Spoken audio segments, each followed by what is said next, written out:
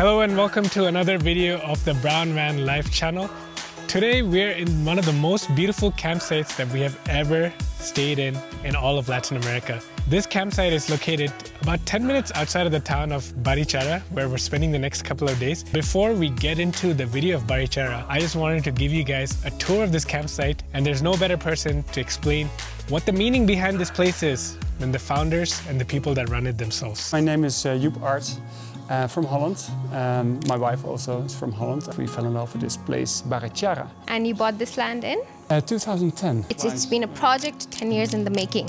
This is an old tobacco shed, basically a roof on posts to dry tobacco leaves. So it was just like a very simple space with just like an earth floor, and we have transformed it in like a social place, living space basically. Yeah. The roof is basically built out of wood with reed on top of that and the tiles, but underneath, as you can see, they put a layer of stucco made of a natural mix out of mule poop with earth and lime, which they let ferment and becomes like really nice flexible material to work with. We always say that we don't really need any paintings or anything like that, or any extra decorative things too much, because we're surrounded by beauty.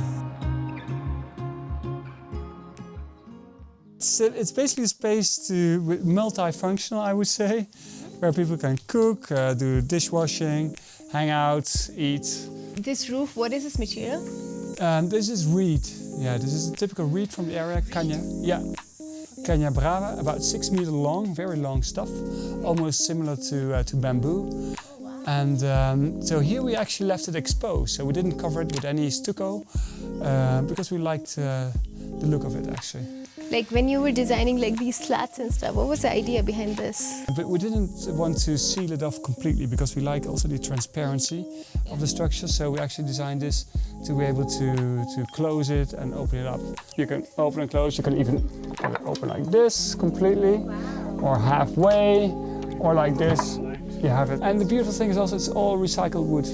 Like this countertop is made also out of big pieces of pallets. About water, we heard from the start that it was really important, if possible, to capture as much rainwater as possible because it can be pretty dry. We decided to capture all the rainwaters from all the roofs of these structures here, and that's why we built these gutters here on the bottom to be able to capture all the water. We didn't want to have like the typical metal gutters on just below the roof because for aesthetic reasons. And at the end of every gutter we made these little inspection pits.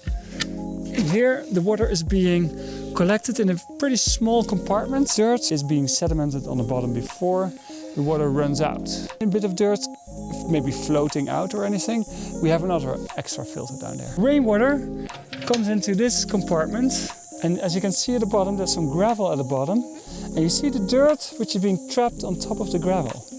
So the water goes down, is being forced actually underneath this little wall, and here it goes to the right and then comes up again, and it goes through these yellow pipes into the tank. So this thing here, this is like a filtration system for all our wastewaters. Black water is water which is coming from the toilets, and grey water is coming from all the other things like showers, sinks. All that water goes to a couple of septic tanks down there. The liquids of the septic tanks, we pump it every day like a little bit into the surface of this pond. This is basically like a big dugout pond of like 1.30 meters of depth, filled up with sediments, basically sand and gravel on top. The water is being distributed in the upper layer and will sink in to the sand layer where the bacteria are breaking everything down.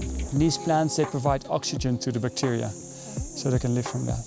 And at the lower layer, again gravel, the water is being collected and being sent to a couple of tanks down there in the back. With every time you shower or wash your hands or anything, all this water, apart from some consumption obviously by the plants, but most of the water is being reused. So that's actually what saves us. Way more important in a way to recycle all these wastewaters than capture this rainwater. Here we have a new system, we're still working on this. We're gonna connect that particular water from these two bathrooms, the black waters, only the black waters, to these tanks.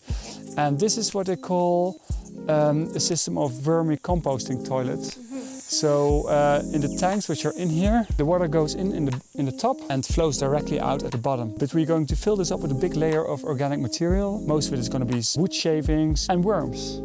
In this compost environment, the worms are going to break down everything which comes in there from the black waters. From the bathrooms, the remains and also the worm castings, the fertilizer, basically will flow out liquid, and we can have it leached into a field down here. Maybe grow some particular fruit trees which require a lot of water and fertility. So that's basically an experiment to have a bit of a closed loop of food production, wastewater recycling. Yeah, like a natural flowing recycling fertilizer. The only thing is they need to be in a dark environment and having a constant temperature. It shouldn't be too cold or it shouldn't be too hot.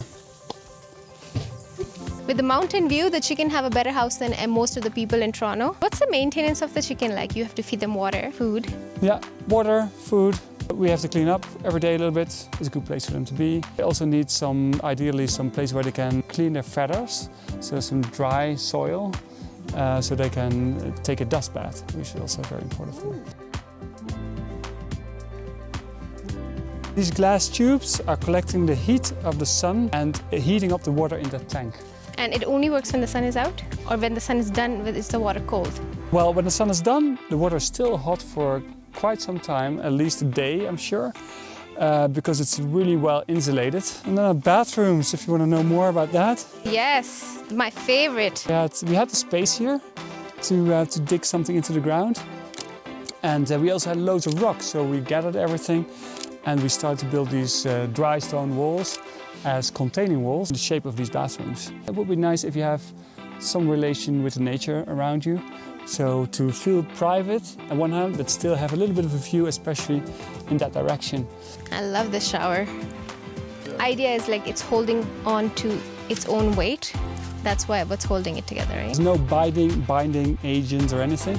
The stones are just built in a certain way that they overlap, and they're structurally very, very strong. And because of the friction between the stones, shouldn't collapse. So you open it, it's a nice bamboo door.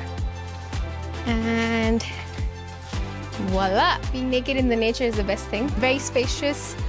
A shed for the toilet in case it's raining and you have to poop. Yeah. You're still covered, and the top has like a bunch of plants. So it's like you're under a mini garden. That concludes our tour of this beautiful place.